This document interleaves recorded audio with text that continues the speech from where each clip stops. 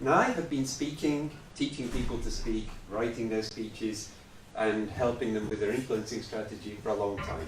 And people have often asked me over the years, is there a magic shortcut? Is there an easy way, some secret way of making pitches that only professional speakers know?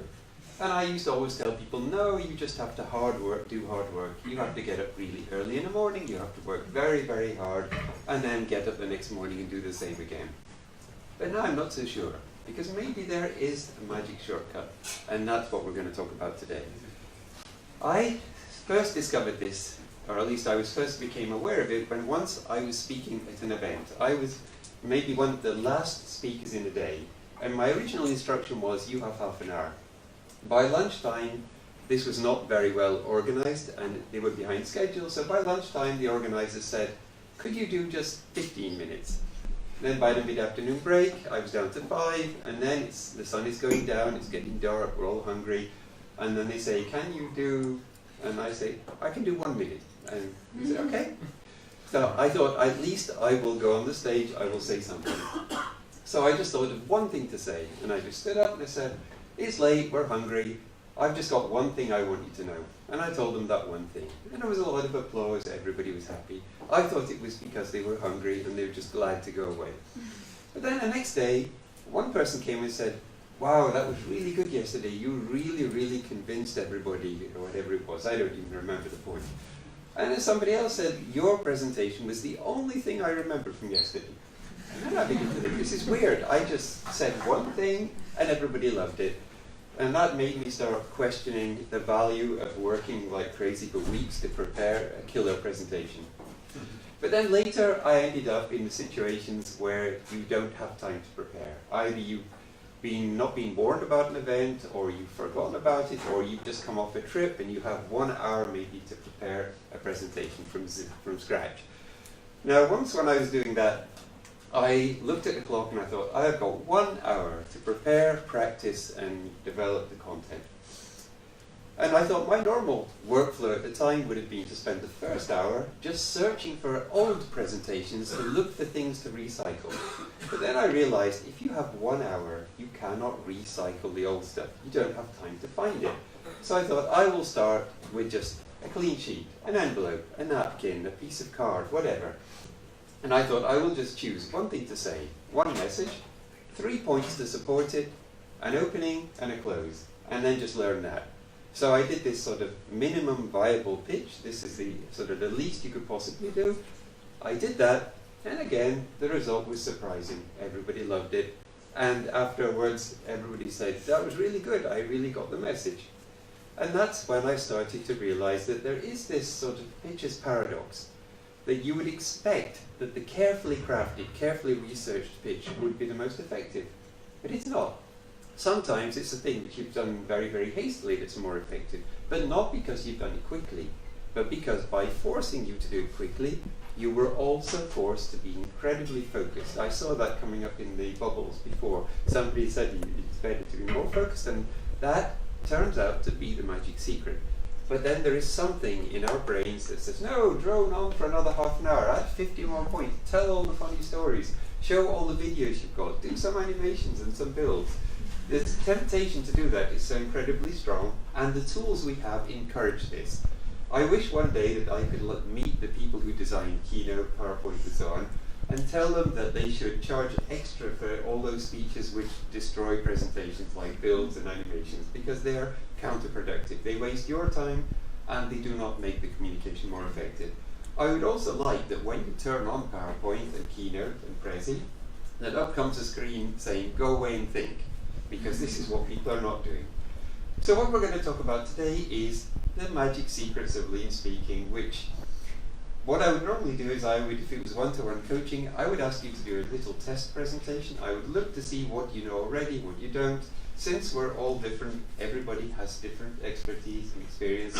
I will aim for sort of the middle of the market, and I'm going to give you 5 best practices which will help you to speak a little bit more effectively with less effort. So we exploit this paradox so that you get a better outcome, but without having to work anymore. And in fact, very often, you can actually work less. You just have to work in the right way.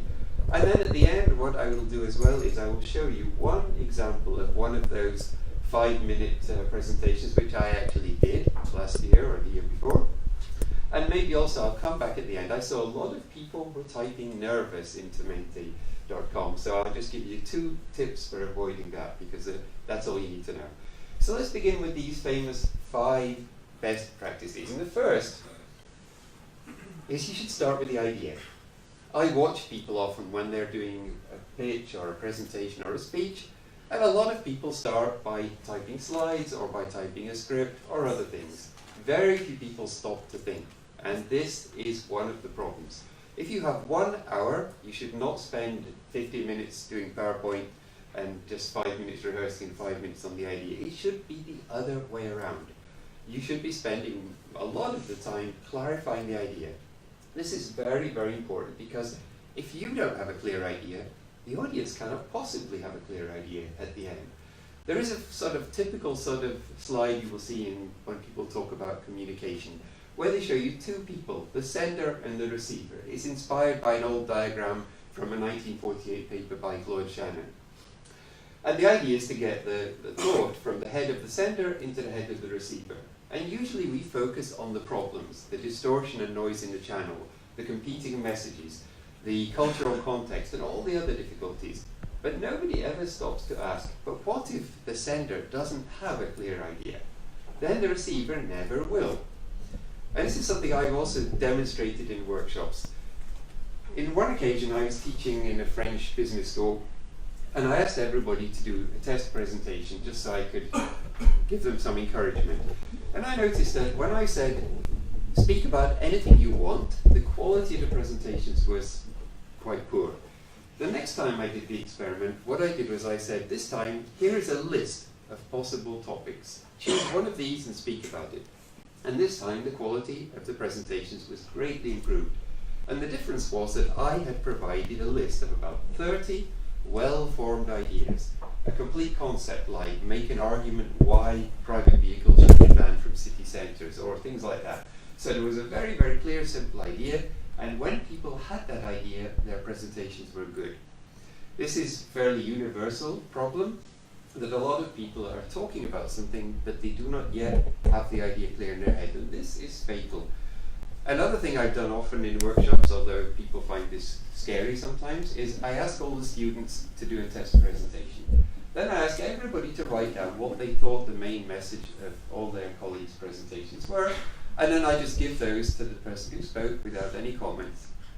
And usually there's a long silence where people think, oh my God, I spoke for just 5 minutes and not one person understood my core message. This is actually fairly typical. Even at TEDx Stockholm, we sometimes do a test where people do a rehearsal, and then we ask other people not involved in the speaker selection and coaching to say what they thought was the idea worth spreading. And you're lucky if half the people get it right, even in a situation like that, where we make a massive effort to make it very clear. So for every pitch, every presentation, every speech, every talk, you have to always clarify first what is your idea. And make sure that the idea also is well formed. So it shouldn't be just my startup or innovation. It has to be a clear concept, a fully defined idea that other people can then play back to you. I'll give you one example from last week. I had to go to Karolinska Institutet to speak at an event organized by KI Innovation and the Create Squared Innovation Hackathon. And they asked me to speak about innovation. But innovation by itself is too broad a topic. It's not really something you can talk about. So I chose one specific topic, which was, I argued that the way humans respond to innovations is determined by 2 factors which come from evolutionary biology. One drives innovation forward and the other pushes back. And that, of course, worked well for an audience there. And it was a very clear idea, clearly defined, not something you hear every day. And then I used that idea to guide everything I said so that every single slide was aligned with that message. So the first rule is always start with the idea, always. The second thing is don't write things. I see a lot of people, they write a script or they write their notes or whatever, and this actually is bad practice. What you should be doing, and this is one of the secrets that the professionals use, is you should not be sitting down and typing what you're going to say. You will never get a good result that way. What I do is I stand up and I say it. Now the If you write first, then you have the problem. You've written a script. You then have to learn the script, and then you practice it. You've got 3 steps. If you do it the other way around, you speak first and then write down later, you can skip the writing step altogether very often. So what I do is I have my outline. I decide what I'm going to talk about, my key sort of topics. For each one, I just stand up and start talking. And maybe I don't like what I say, so I try it again. I try a few more times. Then when I get a structure, a phrase, or a sentence I like, I then write that down. Sometimes I have a piece of paper, sometimes I record it, sometimes I have a whiteboard and I just write down things and take a picture later. And then maybe I save all of those notes for later, but very often you don't need to. Because the other advantage of speaking before you write instead of the other way around is that you have already done the practicing as you do it. And because of a thing called the production effect, which is a weird effect on memory, if you speak out loud while you're saying something, it's much easier to remember. Whereas some people, they sit down, they write a script, and then they have to go away and learn it. And they say, oh, this is hard, I have a 3,000 word script, how do I learn this? I said, well, I wouldn't do it that way, I would do it the other way around. It's much better off to speak first and then write later. And then there's another little twist as well. If your pitch is very short, and it should be, you should never talk a long time if you can avoid it, then you can use another trick. Way back in the golden age of rock, the way they used to record guitar solos was very simple. They would, first of all, record all the backing tracks. Then they'd bring the guitarist back into the studio and say, play a solo. The guitarist would improvise a solo. Then they'd rewind the tape and they'd say, do it again. And they'd do another solo, and then another, and then another. But then what they did was they didn't choose the best solo. What they did was they took pieces from them all, a process that the producers call comping. So you would maybe think, okay, I like the beginning of the second version, I like the middle of the first, and the end of the third. So you edit those together, and then the final step, after you've recorded that, is you then give that to the guitarist and say, learn that, because then they have to do it on stage, so they have to know what pieces work. So that way you get the benefit of improvisation, but you get to choose the best bits. This is done very, very often nowadays with many instruments, but in the beginning it was the standard way of doing it with guitars. And this is a useful trick to remember. If you're trying to think of new wordings, new ways of doing it, one way is that for each section you just keep repeating ideas until you find something you want. The other way is, if you've got a short talk, is just do the whole talk. Just stand up and do one talk through your talk, and you can either record it or just remember how it went. And then you wait 5 minutes, then you do it again, and then again.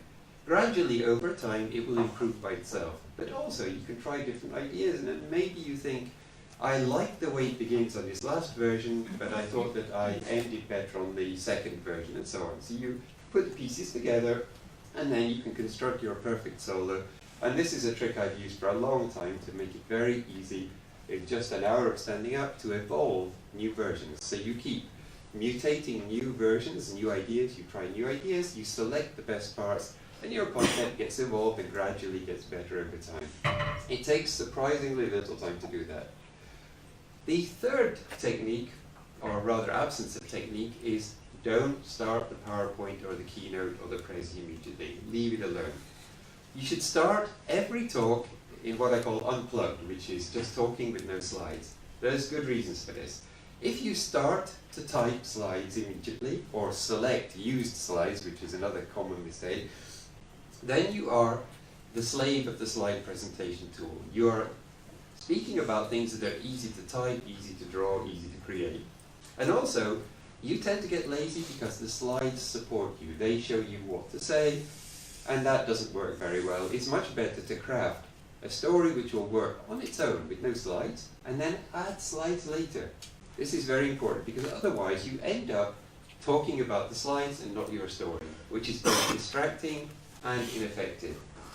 When I was very small, my parents used to take me sometimes to see public lectures by adventurers, people who'd ridden a motorbike across Antarctica or other things, thinking this will be really exciting. This guy climbed Mount Everest on one leg or something. This will be really good. But all I remember about these things was that they would show hundreds of slides, and they would show a picture of a mountain and just say, this is a mountain. Then they show a picture of a tent, turn to look at the screen and say, and this is a tent, and then my favorite, and these are my boots. And they would talk like that for an hour, 2 hours. There'd be no sort of story at all. It's just what we see on the screen, which is a waste of time. I can see what's on the screen. What I don't see is the idea that's in your head. You have to tell me some adventure about the shoes.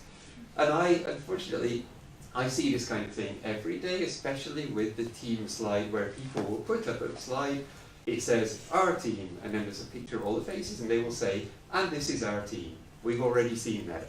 That's old news. What I'd like to know is, who are these people? What expertise do they bring? You don't even need to mention the thing. It should be standalone. You should be just talking. The slide should support you, so you develop it afterwards. And don't mention it. Just talk about the team, and on the screen we can see that the team is there. You don't need to say, and this is, or you can see, or things like that, because that's just annoying to people, and it doesn't do any good at all. And it gives the impression that you are just following the slideshow and you are not in control. The final advantage of having an unplugged presentation is that if for some reason the projector doesn't work, you don't care. You don't need it. This is why it's so important to do it. This actually happens. Earlier today we saw that their tape wasn't working, and I thought, I don't care because I can finish without it if it breaks. Last year at Lund University, I plugged in once to do a lecture, and there was a problem with the screen. And they said, oh, we'll call the IT people, have it fixed. I look at the clock and I think, there's no time. Let's just go unplugged. So I just closed the laptop, and we did it entirely with a whiteboard. You can't do that if you haven't prepared a presentation that works without slides. It's also useful because one day you might be in a town car at JFK Airport with an investor who says, on the way to Manhattan, you can tell me about your startup. And if you don't know how to do it without slides, you're at a big disadvantage. So always start unplugged. Then the next of these best practices is the strangest one, where I talk about building a connection. Now this sounds very new agey, very hippie, dopey sort of thing, but actually it's hard science. And this comes from the strange way our brains work. We perceive things at different levels. One level is just of what you see, what you hear. Another level, though, is the interpretation that we do automatically.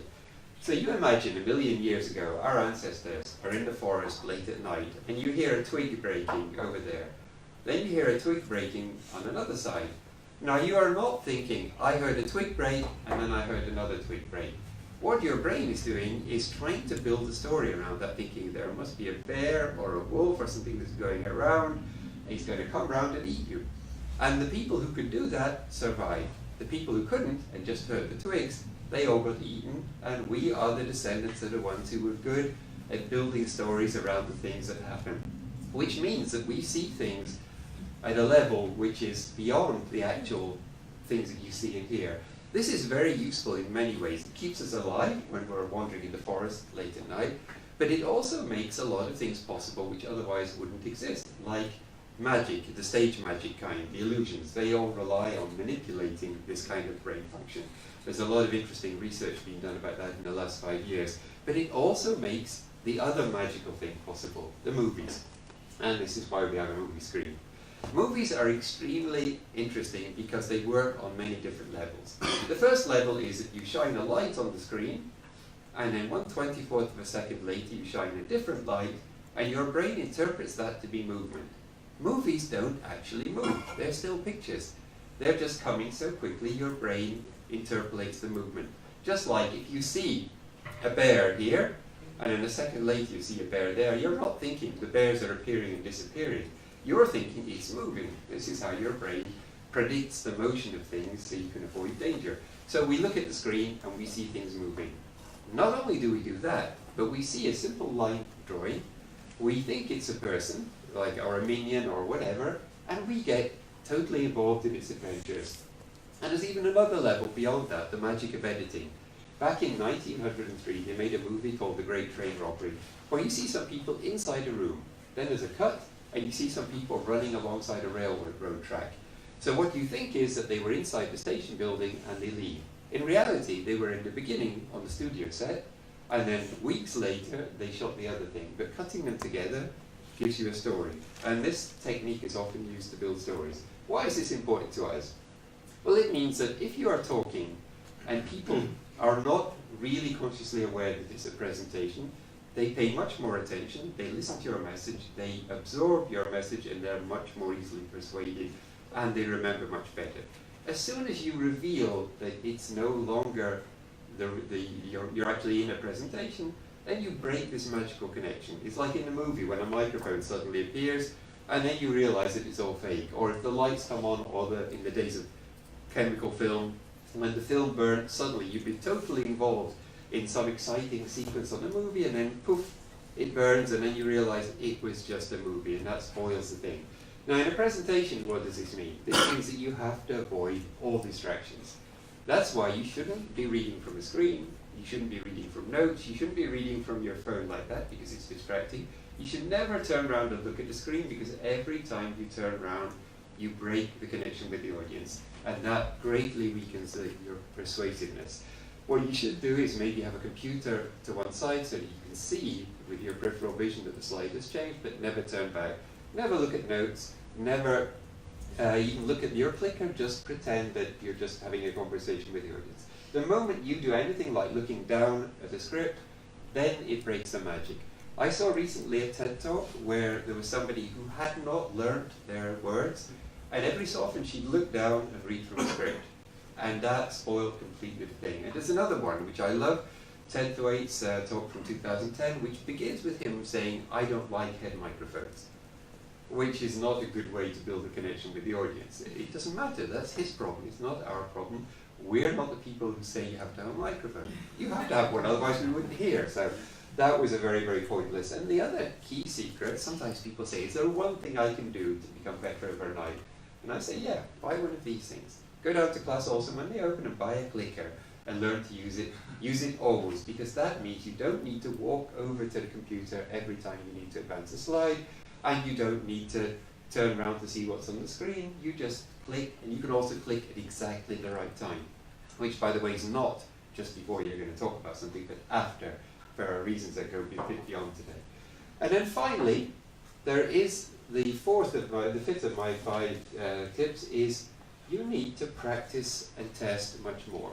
I notice a lot of people put this in the bubbles at the beginning. A lot of people are saying that they want to practice more, and this is actually a good idea.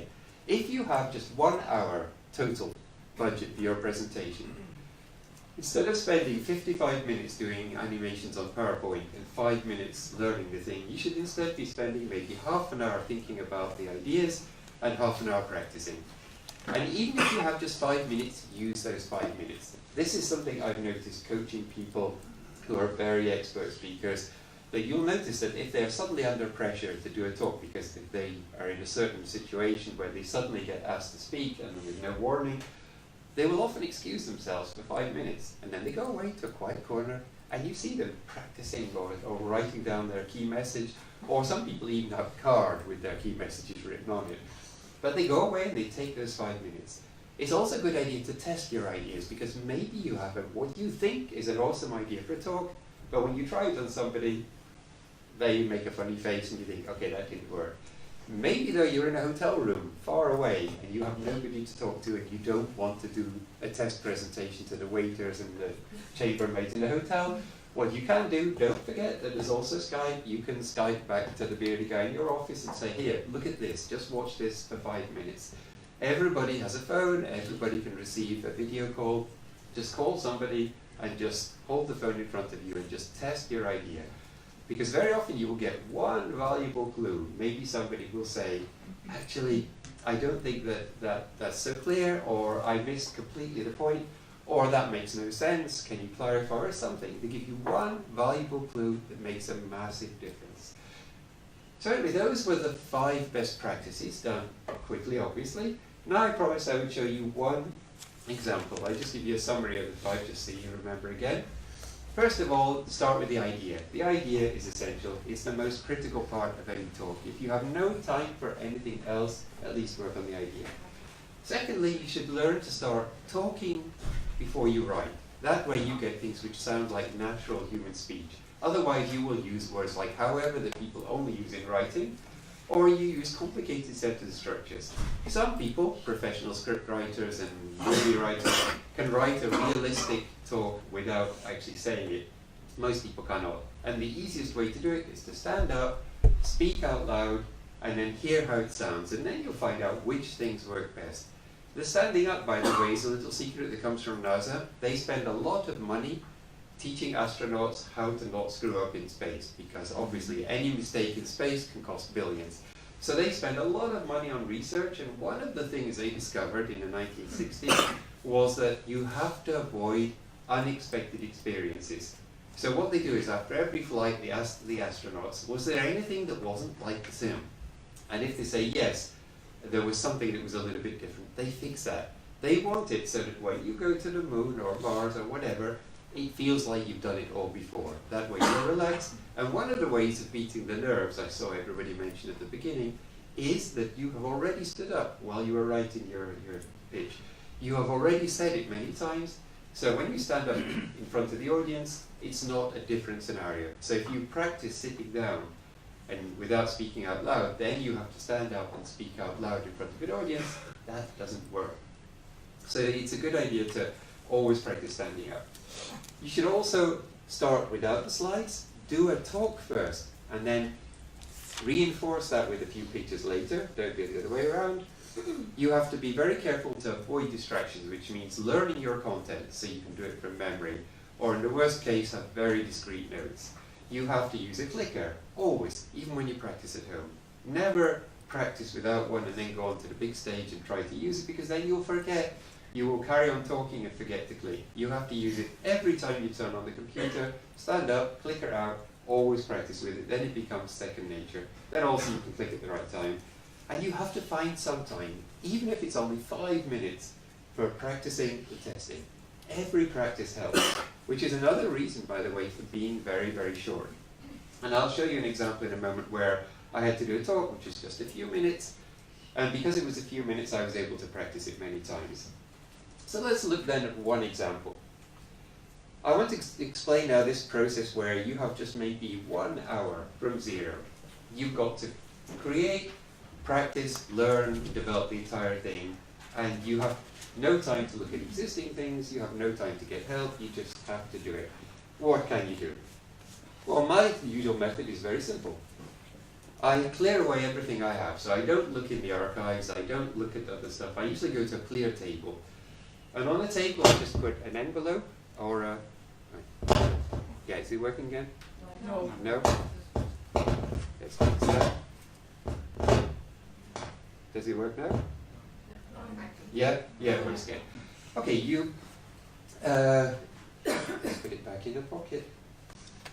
You just get a piece of card, a piece of paper, an envelope, a napkin or something, and just write on that, what is your main message? 3 points that support that main message. How are you going to start and how are you going to finish? Now, there was a thing in 2017 where I was asked to speak about TEDx at some event or something, and I was just given a general brief to just speak about speaking. So I thought, okay, that isn't really clear, that's too broad, it's not going to be very effective. So what I chose in the end was just, what can you learn from the TED format which will help you in your everyday speaking? So I took my little card, I wrote that down. So that's step number 1. And then I thought, okay, that's my thesis, that's my point, that's my message I want everybody to understand. How do I convince people that? So then I had 3 points, very quickly. Just scribble them on the back of an envelope, a napkin, or a piece of card. And my points were just to be short, to have a clear idea, and practice a lot, or something like that. The exact details don't matter. And then finally, I just added an introduction, something to the effect that TED has been successful over the last 30 years because it's a very effective format. And then at the end, I said, if you learn these things, you can do it too. So all I had then was a piece of card which has all my things on it. And that card I can stick in my pocket. I spend a few minutes learning that. The whole thing is only going to be maybe 5 minutes, but it's extremely focused, extremely concentrated on one point, and if I say what's on the card, I'll be okay. Then what you do is you just learn it. You just memorize the list of points, which is easy because you have a structure. You know that there's going to be a theme, which is your overall guiding sort of thesis. You know that there's 3 points to remember, which is easy to remember because it's just 1, 2, 3. You'll notice that if I'm saying 3 points, usually it means that I did it in 5 minutes. If it's 5 points, I have more time. The conclusion is easy to think of, and it doesn't take long to learn that. So then I go through the whole thing in standing up at home or in the office a few times. And in this particular case, I remember as well that on the trip to the venue in the Tulambana, I went through it again in my head at least 3 times silently, and maybe also one more time when I arrived, because it was just 5 minutes. So that was the way I built that. In this occasion, I did it completely unplugged. There was no need to have slides. Slides are sometimes just a complication and a distraction, because instead of listening to you, people are looking at the screen. But if somebody does want slides, it's actually very easy. If you like that, you just make 5 slides. In another version, I did just make 5 slides and just did it like that, and it was very, very simple. Now that brings us to the end of the main part of the discussion. Now it's time for questions and answers. Just a word though before we do that about the guarantee. This comes with my usual lifetime guarantee, which means if you have a question tonight, tomorrow, next year, whatever, you're always welcome to ask me. I don't want anybody to say that they had a question and didn't get an answer. I know some of you have jobs to go to now, so you can't hang around. If you want, you can also ask a few questions now, and you can hang around after this is gone, because I am actually a member here at the Hub, and I will be sitting here after I'm done here. And you're welcome also to send questions through email, social media, all the various things. I'm usually very easy to find, because I'm always the person who has the name, first name, last name. But I promised at the beginning I would say one word about nerves before the questions, and this is the words. How do you overcome nerves? Now you get lots of crazy advice about where to look, how much to drink, other things like that. There is actually another way which is even simpler. There are 2 things you need to have to make it so you are relaxed. Don't believe the people who say you should be nervous anyway because it gives you energy. It's not true. When you have enough experience, you are not nervous at all. You're completely relaxed. So if you are still nervous and people are telling you, but that's normal, you should be nervous because it gives you energy, don't believe it. You should practice more, and then the nerves will go away eventually. And there's 2 things you have to do. One is just build up speaking hours. The more hours you speak, the easier it gets. So find some opportunity in some association or company or whatever. You volunteer to do the weekly presentation, or if there's a thing where you have to do a pitch 8 times in a day, volunteer for that. Just find opportunities to speak. And the other secret is have good content. If you have basically something very boring and you start presenting it, everybody starts looking at their phones, nobody's paying attention, and the body language that you're getting back to you convinces your brain it's not going well, and that makes you worse, and then the body language comes back in a kind of a feedback loop so that you feel terrible. But if you have good content, you have interesting ideas, well researched, well fact checked, then when you say something, people look interested, so then you get motivated to say more, the people get more interested, and it builds this sort of circle of reinforcement. So having good content, tested content, fact checked content, well researched, not the usual stuff and not fake stories, then you'll find that it gets a lot easier. That was the last word then for me for right now, so if anybody has a question, now's a good time to ask it. Or we have one there. I was wondering about the 5 mechanic recommendation presentation list. So you wrote 3 points that you should stick to, and have an opening and an ending. But I think that some people, when they get nervous, they either speak very shortly or they speak too long. So do you have any recommendations for how to, like if you have a 5-minute presentation, for example, how to just stick to the time that you have on these 3 points? The core answer to that is practice. If you have a 5-minute slot, I would expect that you have practiced it many times and it was always less than 5 minutes. If you're taking 10 minutes, then you have to rethink the presentation. This is actually a common mistake. And one of the questions I often ask people when they've been practicing is I say, how long was the last version? And if they don't know, it means they haven't been practicing, which is very interesting.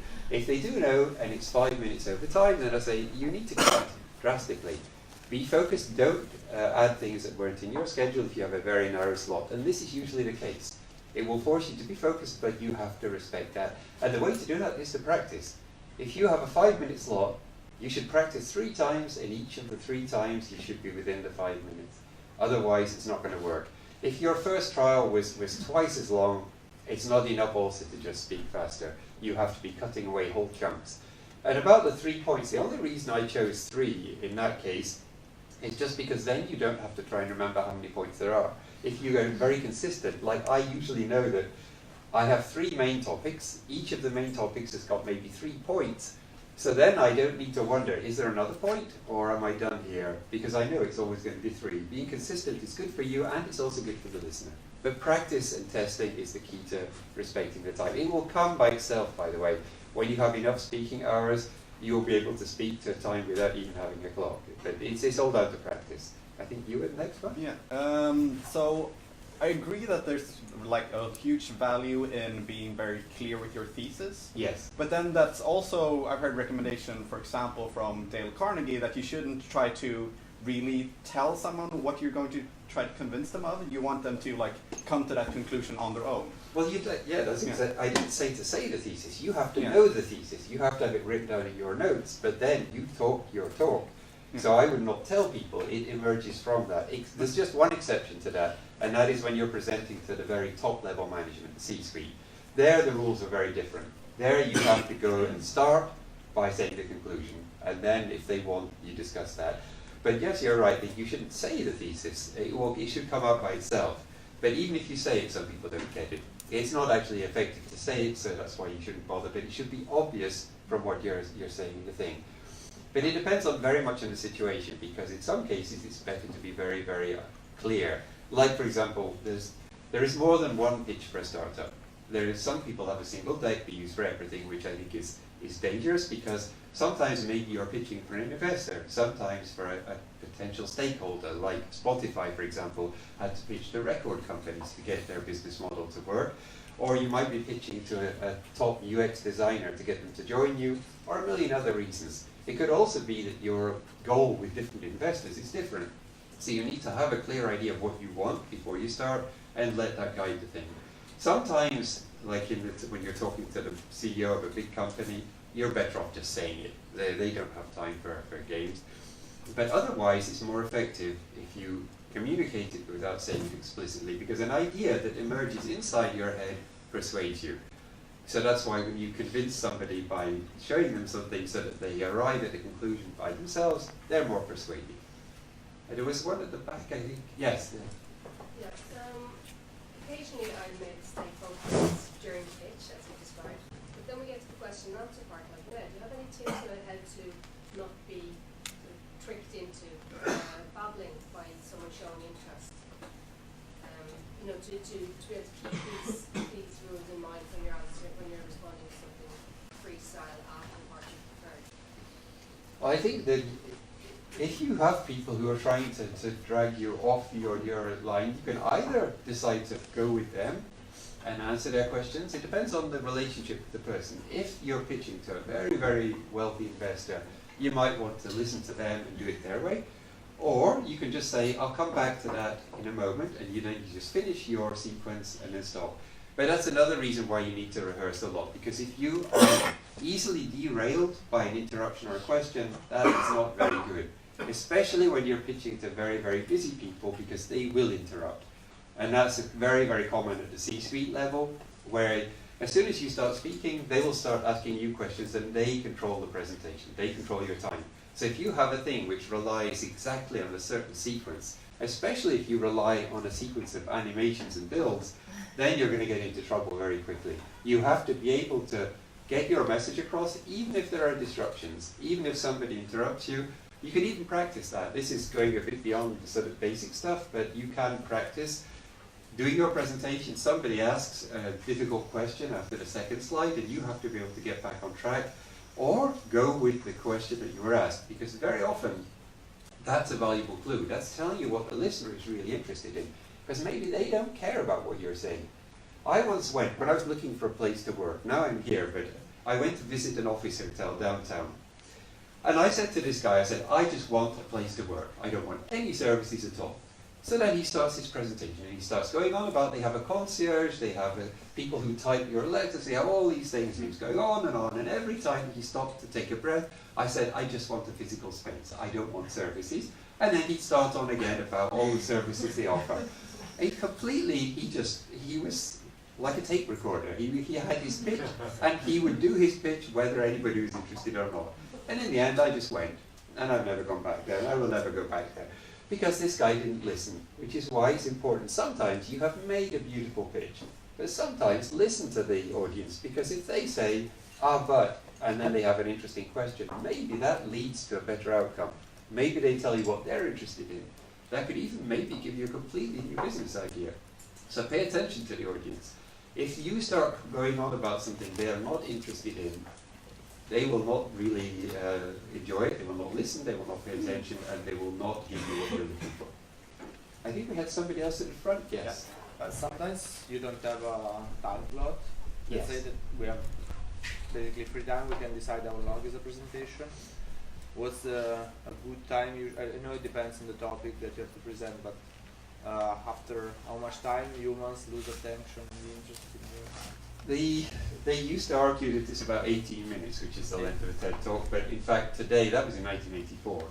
Today, thanks to YouTube, most people cannot stand 18 minutes, and I think that 5 to 10 is really the limit. Beyond that, you start to get very, very long. And I know that in the olden days, people would talk for an hour, but it wasn't very effective. And that's why I could go to a meeting. Everybody else has shown 60 slides, 60 minutes. I come and say one thing, what does everybody remember? They remember the one thing I said, and they don't remember the rest. So it's in your interest, and also remember the problem of practicing. If you have a 1 hour talk, how many times can you rehearse that in one day? Just once. That's not going to lead to a great outcome. So you're better off trying to be short. It's better to be 5 minutes and then have more time for discussion than to have 20 minutes and then risk losing people. So always keep as short as you can. Take the time to say what you need to say, but it's better to be focused on one thing at a time and not bore people with irrelevant details or irrelevant subjects.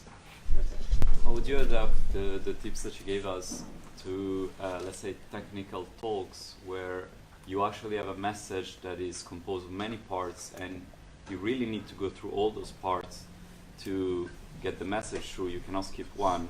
And also those kind of talks where the visual content is necessary because you have to explain a diagram, an equation or something like that. How would you adapt the tips that you gave us? In a very technical discussion, then the rules are a little bit different. You might need to have some visuals which show things, but I would still avoid showing things that people cannot read and process on the screen. You can simplify to what's necessary. This is hard work, but you can do it. You should still have some kind of overall message, which is, if you look at the way big companies deal with this problem, they have an overall message about what's good about the new technology, and then there are maybe some sub-points that support that. So you do need to sometimes give a bit more detail, and if it's a technical presentation, you need to present at a level where the listeners can get the information they're looking for. So, for example, I mentioned earlier that if you're pitching, saying like, if you're a bombardier pitching a new train to SL, they have the ethos behind them of the big company, so they have a strong position to start with, but the audience is looking for some specific technical details. So they have to give that kind of detail. Something that just shows beautiful pictures of the train is not going to work, not for that audience. So you have to understand the audience. It's good if you can test with somebody who's like the target audience to find out what they're like. And there is one other factor to remember, that sometimes you cannot do a perfect pitch because it doesn't fit into the context.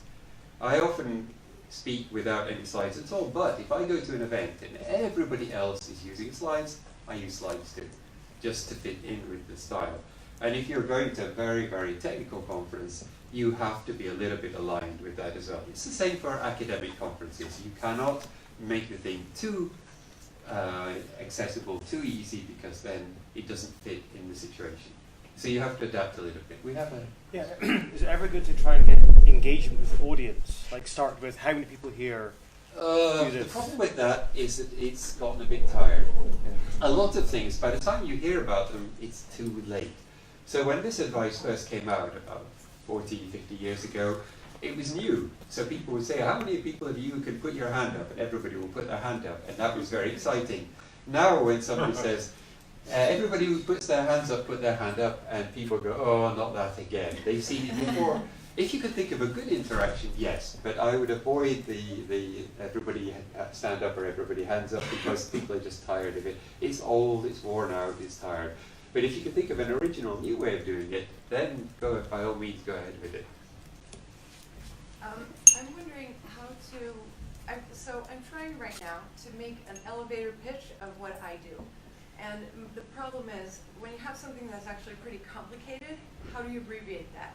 I'll give you an example. This is work in progress. What I do, I work for a startup that reinvents VMI. We make the supply chain much more efficient by digitalizing the B2B purchasing. Who understands that? Like almost no one, right?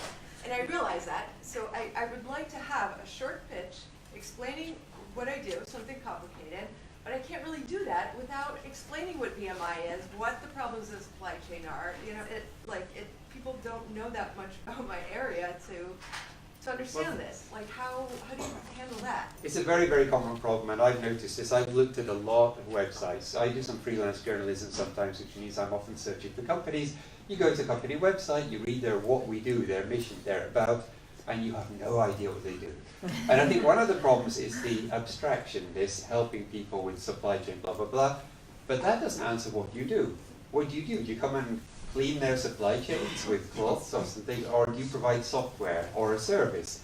You have to say, if you provide software, you have to say, we provide software. The people in the software industry always forget that. They always say, we enable synergization of whatever, blah, blah, blah, but they don't say what they do. So you have to say, are you providing a service? Are you providing a tool? What concretely are you doing for the people?